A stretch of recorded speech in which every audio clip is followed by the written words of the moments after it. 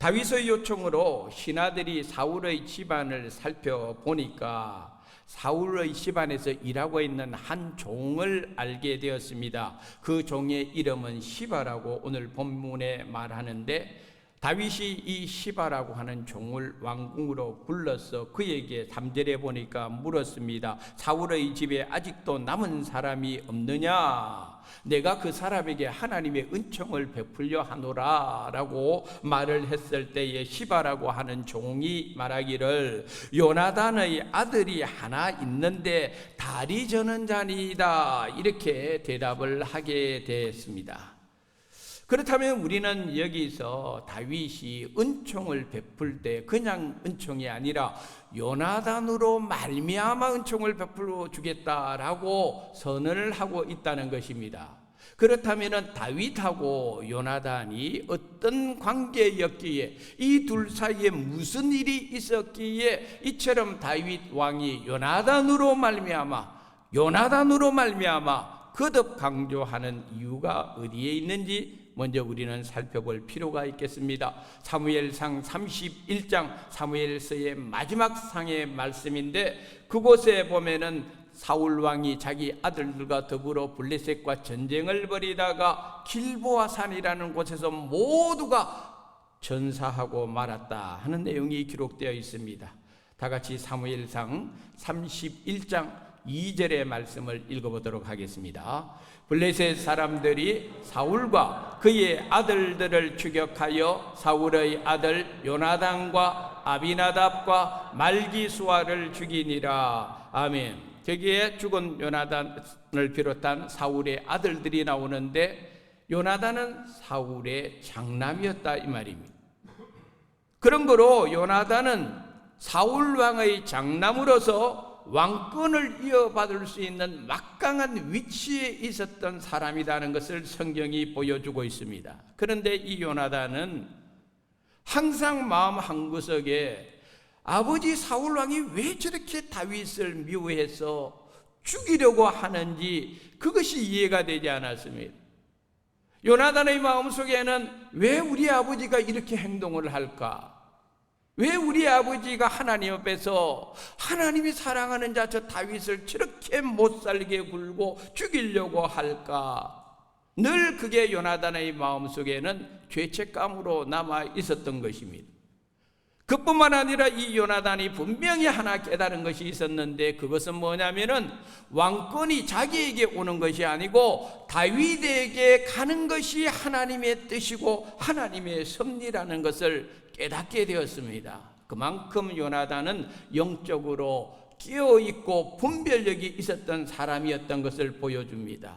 그래서 요나단은 다윗을 특별히 사랑했다고 성경이 기록하고 있을 뿐만 아니라, 이 다윗이 위기에 처해 있을 때 여러 번 요나단이 나서서 다윗을 그 위기에서 건져주셨던 것을 성경이 기록하고 있습니다. 그러면서 이 요나단이 다윗과 언약을 맺게 되는데, 언약을 맺는 그때의 상황을 사무엘상 18장 3절 4절 읽어보도록 하겠습니다.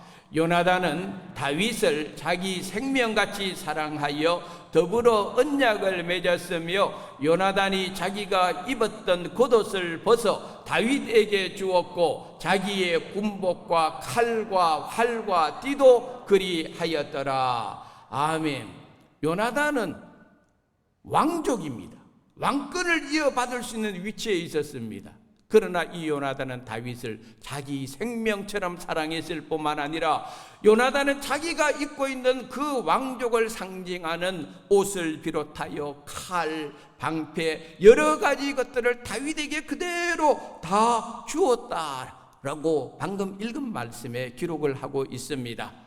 그뿐만 아니라 요나단은 다윗과 하나님의 이름을 걸고 언약을 맺게 되는데, 우리 다 같이 사무엘상 20장 14절부터 16절 말씀 읽어보도록 하겠습니다. 너는 내가 사는 날 동안에 여호와의 인자하심을 내게 베풀어서 나를 죽지 않게 할 뿐 아니라, 여호와께서 너 다윗의 대적들을 지면에서 다 끊어버리신 때에도 너는 내 인자함을 내 집에서 영원히 끊어버리지 말라 하고, 이에 요나단이 다윗의 집과 언약하기를 여호와께서는 다윗의 대적들을 치실지어다 하니라. 아멘. 여러분, 이 언약은 우리가 지금 그냥 읽어서 이해할 수 없는 언약이에요. 왜냐하면은 당시의 다윗의 위치는 내일을 알 수 없는 도망자의 신세입니다. 다윗이 지금 왕위를 얻은 것도 아니고 하루하루 숨어 다니기에 바쁜 사람, 다윗에게는 힘도 없고 아직 권력도 주어지지 않은 사람, 모든 면에서 요나단에 비해서 다윗은 절대적으로 불리한 위치에 있었음에도 불구하고 요나단은 다윗을 알아보았습니다. 그리고 다윗과 언약을 맺습니다. 왕적인 요나단이 오히려 다윗 보고 당신이 앞으로 대적을 다 물리치고 나서 그때의 당신의 인자를 내게 베풀어 주시오. 내가 죽지 않도록 당신이 나를 도와주세요. 지금 쫓기는 것은 요나단이 아니고 다윗인데도 불구하고 다윗 보고 자기 생명을 지켜달라고, 다윗 보고 자기 집안을 지켜달라고 요나단이 이야기하고 있다는 것은 이 언약이 보통 우리의 상식을 뛰어넘는 언약이요, 이처럼 요나단이 다윗에게 자기의 생명과 가족의 모든 것을 안위를 부탁할 때에는 요나단이 얼마나 영적으로 밝아있는 사람인가, 깨어있는 사람인가, 하나님의 뜻이 지금 다윗에게 가고 있다는 것을 분명히 인식하고 이와 같은 언약을 맺었다 하는 것을 보여주고 있는 것입니다. 그는 영적으로 깨어있기 때문에 무엇이 하나님의 뜻인지 알았습니다. 무엇이 하나님의 일인 줄 알았습니다. 하나님의 뜻이 어디로 가고 있는지 요나단은 분명히 알았다 이 말입니다. 이처럼 요나단은 영적으로 깨어있었기 때문에 알았습니다. 사랑하는 성도 여러분, 영적으로 깨어있기를 축복합니다. 영적으로 깨어있으면 하나님의 뜻이 어디로 가는지를 알게 되어 있습니다. 하나님의 섭리가 무엇인지 깨닫게 되어 있습니다. 오늘 본문의 요나단처럼 말입니다. 다시 오늘 본문으로 돌아가서 3절에 보니까 시바라고 하는 이 종이 말하기를 요나단의 아들이 하나가 있는데 그 아들의 상태는 다리를 저는 자다, 이렇게 말을 해주고 있습니다. 좀 더 구체적으로 오늘 본문 뒤에 보면 13절에 보니 좀 더 구체적으로 표현하고 있는데 그는 두 발을 다 절더라, 이렇게 되어 있습니다. 바로 이 요나단의 아들 이름은 무비보셋인데 이 아들은 한 발만 저는 것이 아니라 두 발을 다 저는 정도로 장애를 크게 가지고 있었던 사람이었다는 것을 성경이 말해주고 있습니다. 그런데 바로 이 요나단의 아들 무비보셋이 어디에 머물고 있었느냐 하면은 오늘 본문 4절에 보니까 로드발 암미엘의 아들 마갈의 집에 머물고 있었다라고 성경이 말해주고 있습니다. 로드발이라고 하는 것은 지명 이름인데 그 이름의 뜻은 목초지가 없는 이런 뜻이에요. 목초지가 없다, 이게 무슨 뜻인가 하면은 로드발이라고 하는 이 지역 자체가 굉장히 황폐하고 척박한 지역이라는 것을 말해주고 있는데 바로 이 황폐하고 척박한 지역에 살고 있던 마길이라는 사람이 두 발을 저는 몰락한 왕족의 후예인 이 무비보셋을 돌보고 있었다, 이렇게 오늘 성경이 말을 해주고 있다는 것입니다. 그러므로 여기서 우리가 알 수 있는 것은 바로 요나단의 아들 무비보셋은 우선은 두 발을 저는 장애인이요 몰락한 왕족이요 아무도 그들도 보지도 않는 황폐한 땅에서 쥐 죽은 듯이 숨죽이고 살고 있었던 사람, 그에게는 소망도 없고 미래도 없었던 바로 그런 처지에 있었던 사람이 바로 오늘 본문의 무비보셋이었다는 것을 말해주고 있습니다. 자기 처지가 그런 상황이니까 이 사람이 다윗 왕을 만나가지고 다윗 왕으로부터 이런 축복 저런 은총을 받고 보니까 그가 너무너무 감격해서 오늘 본문 8절에 이렇게 이야기합니다. 그가 절하여 이르되 이 종이 무엇이기에 왕께서 죽은 개 같은 나를 돌아보시나이까 라고 이렇게 이야기합니다. 무비보셋은 자기의 처지를 죽은 개라고 했습니다. 성경에 보면은 이 개라고 하는 표현은 멸시와 조롱의 대상이었습니다. 유대인들이 다른 사람에게 괴짜부터 들어가면은 굉장히 그 사람에게 최고의 욕이었어요. 유대인들은 이방인들을 개처럼 취급을 했습니다. 사무엘상 17장 43절에 보니까 다윗과 골리앗이 싸움터에서 마주쳤을 때에 골리앗이 다윗을 보고 한 이야기가 있습니다. 내가 나를 개로 여기고 막대기를 들고 나왔느냐, 이렇게 골리앗이 외치는 내용이 나옵니다.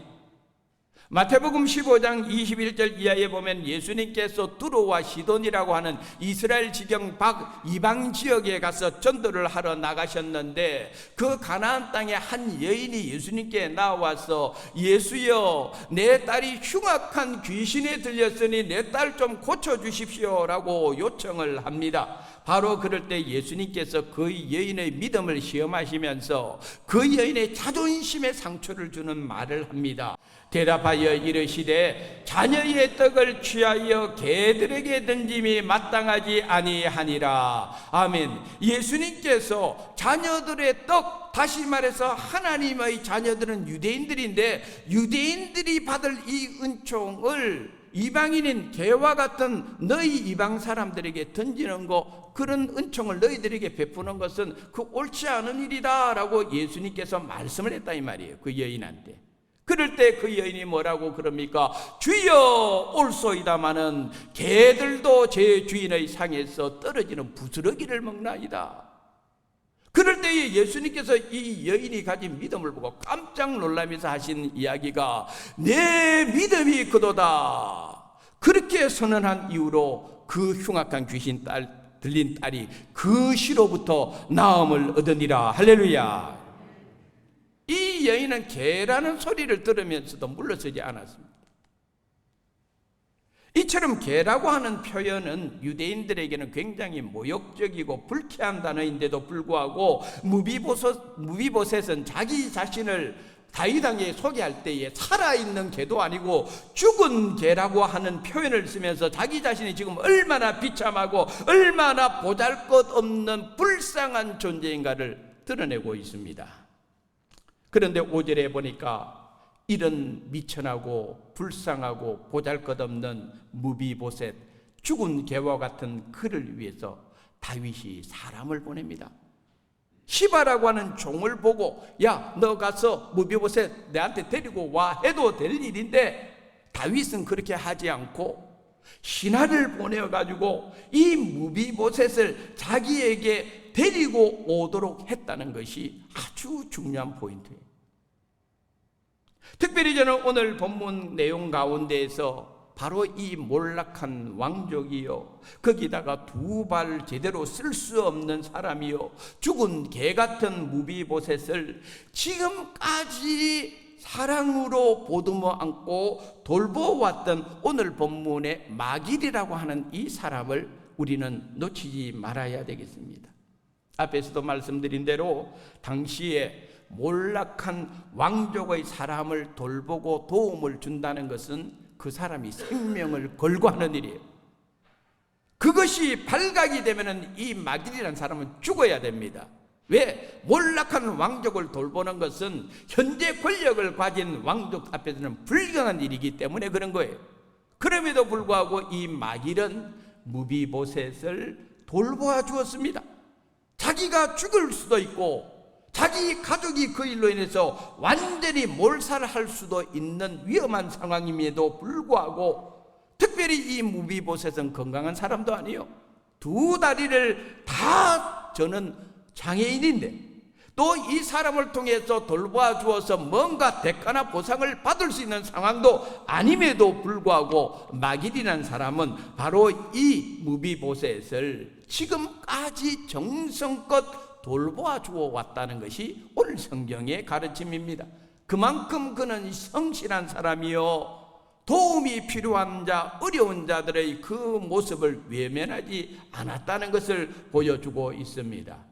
이 마길이라는 사람은 무비보셋만 도와준 것이 아니라 훗날 다윗 왕이 자기 아들 압살롬이 반역을 일으켜가지고 신발 신을 겨를도 없이 울면서 도망쳤을 때에 신하들하고 너무 급하게 도망치니까 먹을 것이 없어가지고 다들 굶주려 있을 때에 이 마길이라는 사람이 또 한 번 등장을 해서 다윗을 돕는 것을 볼 수가 있습니다. 우리 사무엘하 17장 27절부터 29절까지 읽어보겠습니다.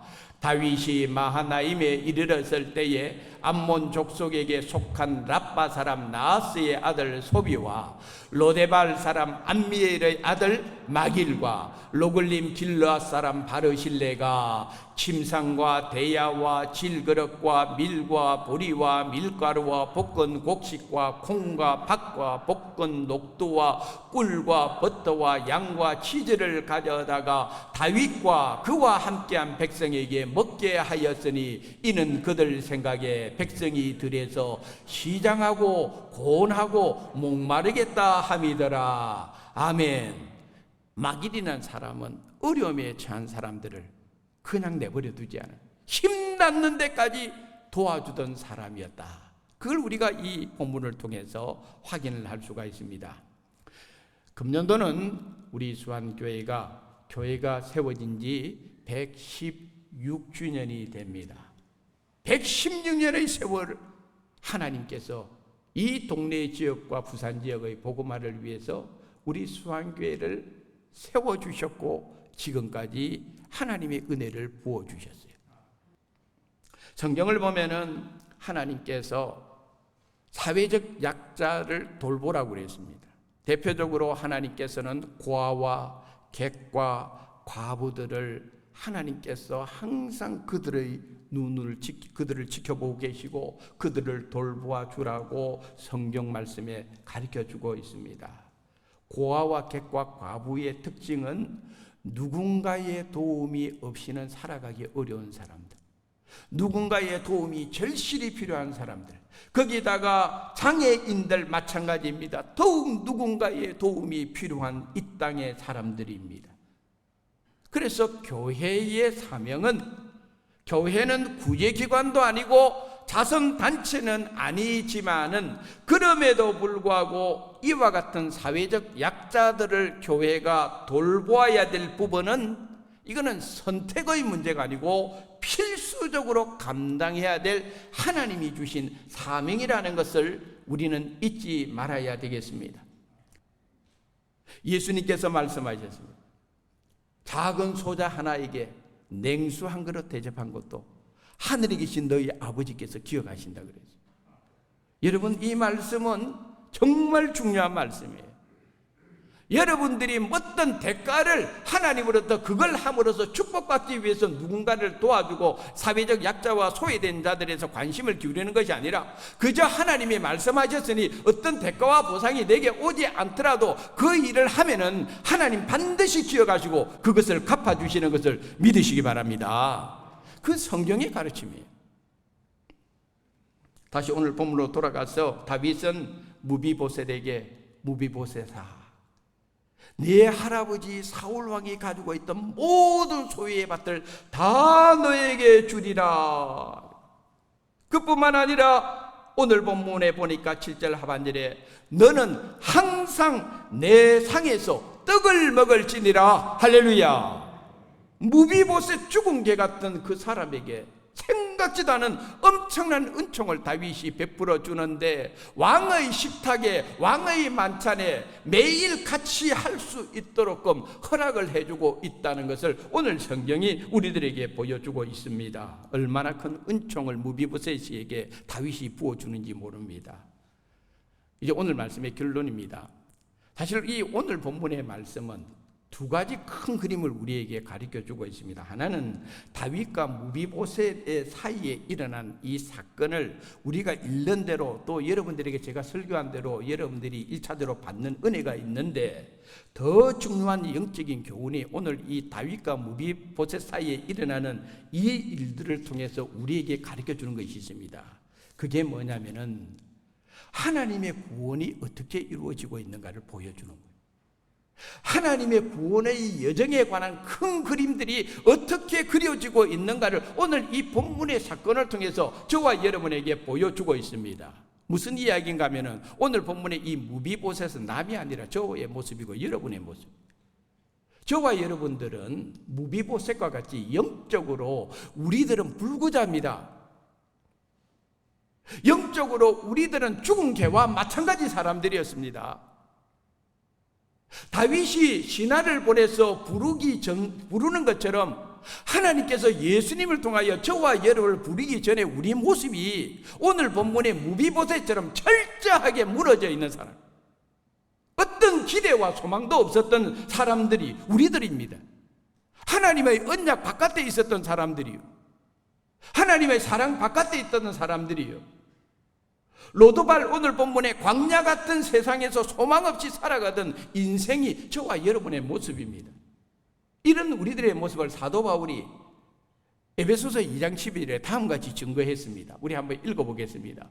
그때에 너희는 그리스도 밖에 있었고 이스라엘 나라 밖의 사람이라 약속의 언약들에 대하여는 외인이요 세상에서 소망이 없고 하나님도 없는 자이더니 우리 모습이 이렇습니다. 저와 여러분 그리스도 바깥에 있었습니다. 저와 여러분은 하나님의 택한 이스라엘 바깥에 있었던 사람입니다. 저와 여러분은 하나님의 약속의 언약으로부터 우리는 제외되어 있었던 사람들입니다. 그래서 우리는 세상에서 살아도 소망 없는 존재였습니다. 우리들은 하나님이 어디에 계신지 하나님이 어떤 분인지 우리는 몰랐습니다. 이런 무비보셋과 같은 죽은 개와 같은 우리들을 하나님께서 예수님을 통하여 우리를 당신의 백성으로 불러주셨다 이 말이에요. 오늘 본문의 무비보셋이 자기 발로 다윗에게 나아갔습니까? 다윗에게 자기가 찾아가서 나에게 은총 베풀어 달라고 했습니까? 자기가 다윗에게 당신의 왕의 만찬의 그 자리에 자기 좀 있게 해달라고 무비보셋이 요청했습니까? 아니요. 무비보셋이 한 일은 아무것도 없어요. 전적으로 다윗이 다 하고 있습니다. 은총을 베풀는 계획부터 시작해서 은총을 이루는 완성까지 모든 것이 무비보셋을 통해서 이루어지는 건 하나도 없습니다. 다윗이 다 이 모든 것을 주장하고 이끌고 있다는 것을 보여주고 있습니다. 그렇다면 오늘 우리도 마찬가지 아니겠습니까? 우리는 하나님의 은총을 받을 자격이 없는 사람, 하나님의 은총을 누릴 자격도 없는 사람이에요. 우리는 하나님 나라의 천국 잔치에 그 만찬에서 영원하신 왕이신 우리 주 예수 그리스도와 함께 있을 자격도 없는 사람이에요. 그런데 하나님께서 예수님을 이 땅에 보내주시고 그 예수님을 통하여 우리 한 사람 한 사람을 당신의 나라의 백성으로 불러주셨으니 이 모든 것이 내 힘으로 된 것이 아니고 하나님의 은혜로다. 할렐루야. 하나님께서 죽은 개와 같은 무비보셋처럼 소망 없는 우리들을 예수님 통해서 우리를 불러주시되 그냥 불러주신 것이 아니고 이사야 선지자에 보니까 내 손바닥에 새겼다 그랬습니다. 하나님은 저와 여러분의 이름을 새긴 분입니다. 그리고 그 하나님은 우리의 이름을 잊어버리지 않습니다. 우리 한 사람 한 사람의 이름을 부릅니다. 오늘 다윗이 무비보셋이요 라고 부르면서 그에게 은총을 베풀어 주듯이 하나님은 저와 여러분들을 이름 한 사람 한 사람 잊어버리지 않고 기억하시고 불러주시고 그 이름의 끝이 어디에 있습니까? 하나님 나라 생명책에 저와 여러분의 이름이 기록되어 있고 할렐루야. 하나님 나라 상급을 받을 수 있는 기념책에 저와 여러분의 이름을 기억해 주시고 할렐루야. 은혜가 아니면 이런 일이 일어날 수가 없는 거예요. 내 이름 아시죠? 저는 여러분 이름 모를 때가 많습니다. 여러분 자녀 이름 모를 때가 많습니다. 여러분들의 이름을 안 잊어버리려고 여러분들이 기도 제목 내놓은 걸 나는 끊임없이 보면서 기도하면서 이름을 안 잊어버리려고 애를 씁니다. 그럼에도 불구하고 나는 많이 잊어버립니다.